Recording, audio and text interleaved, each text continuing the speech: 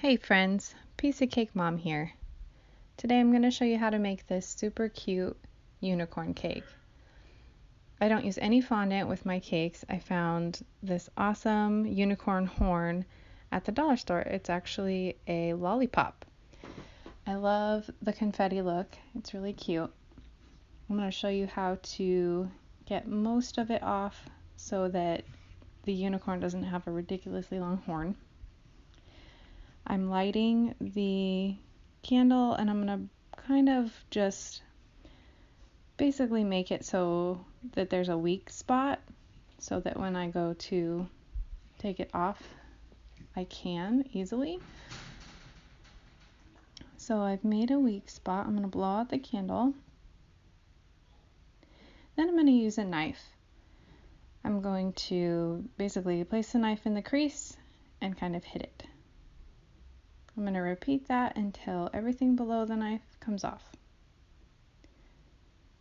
I do it over a paper towel so that it's easy to clean up. For the places that are kind of harder to get off, I use a hammer.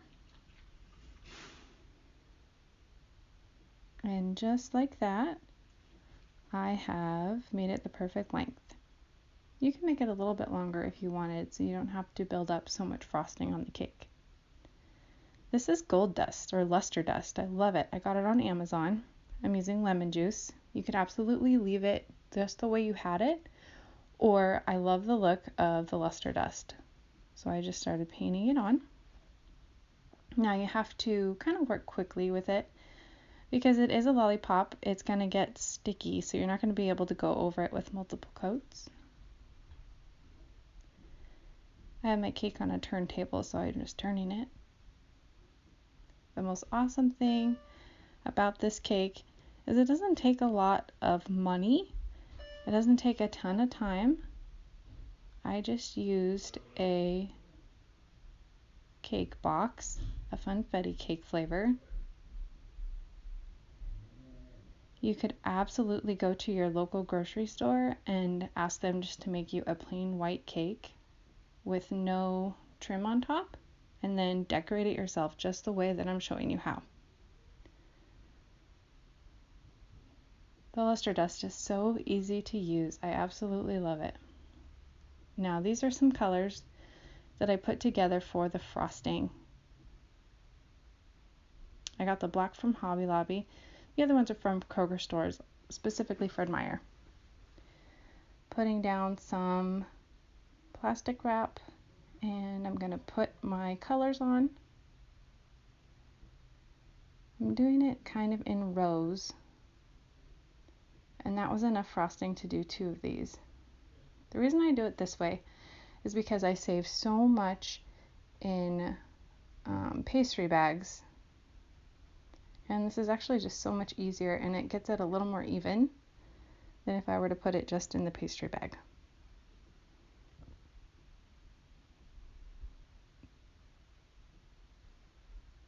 Now you're not going to be able to see, but what I'm going to do is when I'm done with the green, I'm going to roll it up, and then I cut the end off and place it in the pastry bag, and I cut it really close to the edge.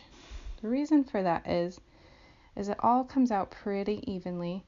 You'll see it later on down the line when I switch to the second pastry bag. You'll understand kind of what I'm talking about. And that is the easiest way to get a swirl. Now, here's my cake. I had put the lollipop inside, and now I am building up with rosettes, or I call them swirls also. Just going around and around, making rosettes. Now, I make my own buttercream. It's a mix of butter and butter flavored vegetable shortening, and then of course sugar and vanilla and all that good stuff. The link to how to make mine is actually in my videos, but you could also absolutely go to that same bakery I told you about, your local grocery store bakery, and ask them for a couple pounds of their already made buttercream if you don't have time or you don't want to make your own and you just want to get straight to decorating. But it has to be real buttercream, or the buttercream vegetable shortening mix. This isn't going to do well with the Pillsbury regular frosting if you bought that. Plus, honestly, it tastes okay, but not that good once you've had real frosting. Now here, I made kind of the front of the mane, and I'm kind of just going around making more rosettes. And what I'm doing, it's kind of hard to see, in the little gaps where I can't fit a rosette, I'm making what I call a star. And basically that's just using my wilton tip and just kind of squeezing it until a star shape kind of comes out and fills in that gap. And I'm using a wilton 2D tip for the rosettes.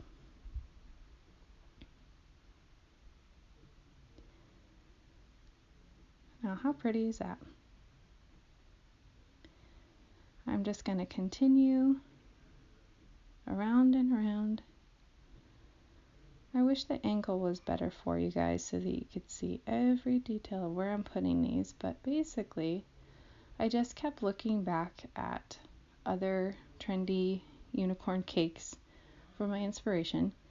And as you can see, I put on the edge there just some stars, and the reason for that is the rosettes don't look very good on a corner, and I know that from doing rosette cakes, so I figured I would just do the stars and then put rosettes underneath, and it looked way better than if I would have just tried to put some rosettes there.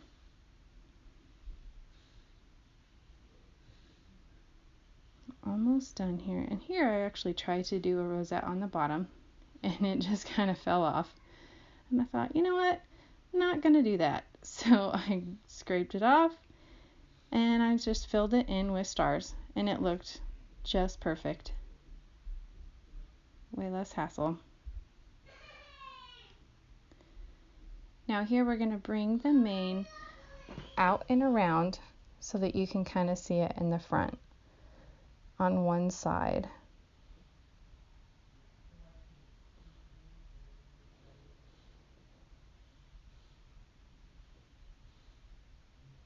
Now, I've seen lots of the cakes that have just like one or two colors in the rosettes, and then they fill them in with a bunch of different other colors with the stars, and that's cool, and I like the look of it, but I am a little lazy for that, and I didn't want to do that.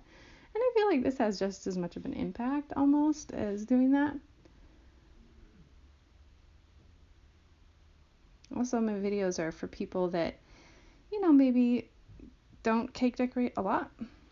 Here I'm going to show you how to do the ears. And I love this hack. This is so fun.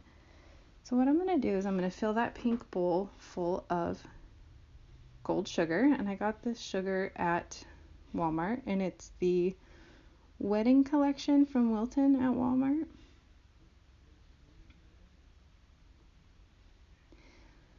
What I'm going to do is I'm going to cut these big old marshmallows kind of diagonally. And I hope this is clear enough for you to see what I did. So it's diagonal as you can get it with some scissors. And then when you cut the marshmallow in half, part of it's going to be sticky. That part right there, you're going to stick it right in the sprinkles. And oh my gosh, you have a unicorn ear. How fun is that? What I'm going to do next is put some frosting on the bottom and stick them on.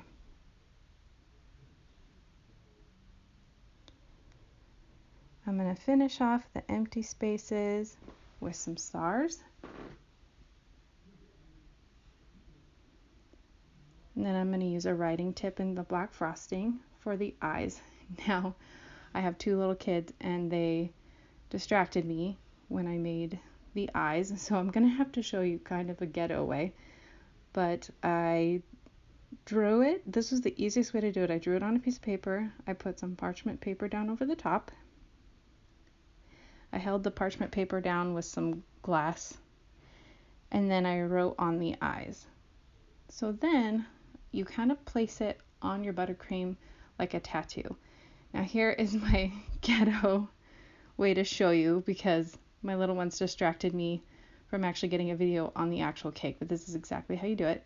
So you place it on, you gently put it on, and then you put it in the fridge for 10 minutes. And then I used these little sixlets and put them right on the stars all over the place. Once that was done, I peeled off the parchment paper, and you're left with a beautiful, perfect buttercream eye for your awesome unicorn. It seriously doesn't get any easier. And there you have it, your beautiful unicorn cake. I hope you enjoyed my new tutorial. Please subscribe and let me know how you liked it in the comments.